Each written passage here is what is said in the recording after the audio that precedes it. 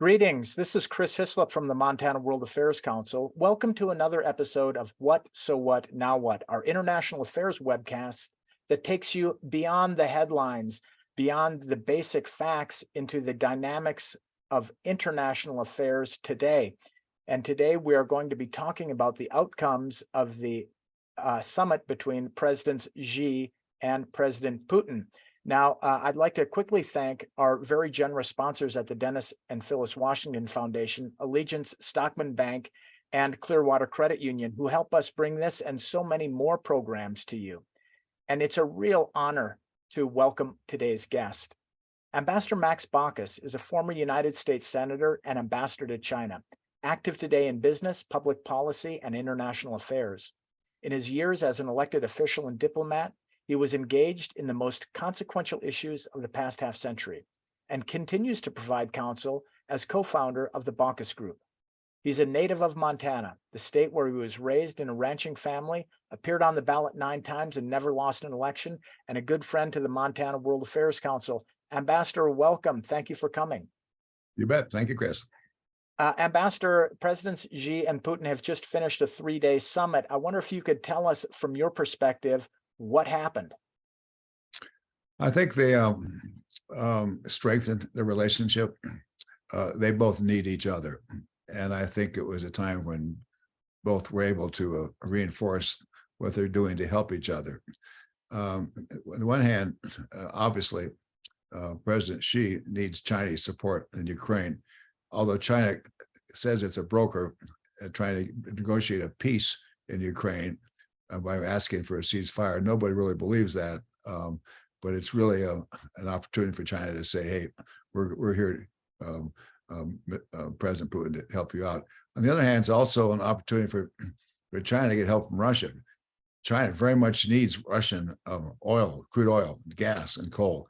And imports from Russia into China, those commodities have dramatically increased.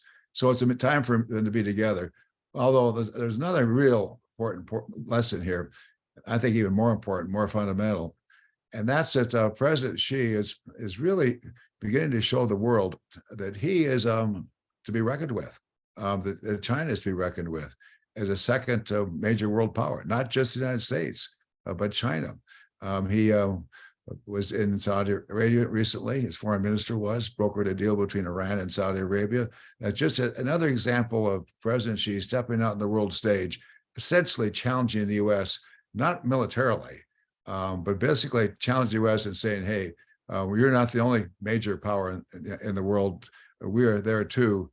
And I think more fundamentally from China's perspective, Xi wants to send that message to developing countries, to southern countries, to Latin American countries, South American, African countries, who themselves kind of wonder about the United States and also wonder a little about China. But he's showing that, hey, we're there to be a major player.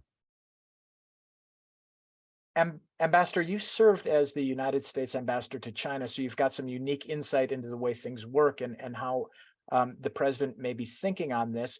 But maybe you could tell us a little bit more about this coming out by China as exemplified in the recent summit. You mentioned Iran and Saudi, the Belt and Road Initiative, and so many more.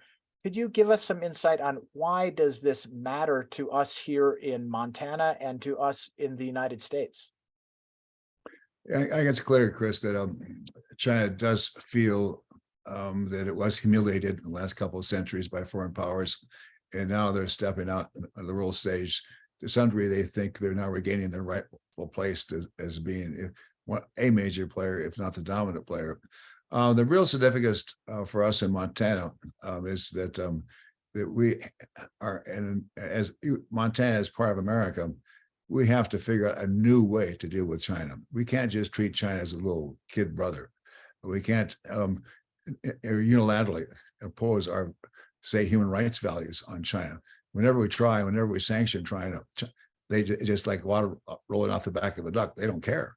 In fact, it makes things worse whenever we try to impose sanctions, human rights sanctions, especially on China.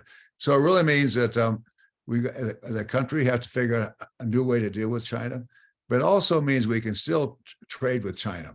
There's a really interesting dichotomy here. One's the top level, the politics between the two countries, but there's another level, and that's the economy. There's about 600, maybe $700 billion of two-way trade last year between the United States and China, and they're taking a lot of our beef. They take other agricultural products we have.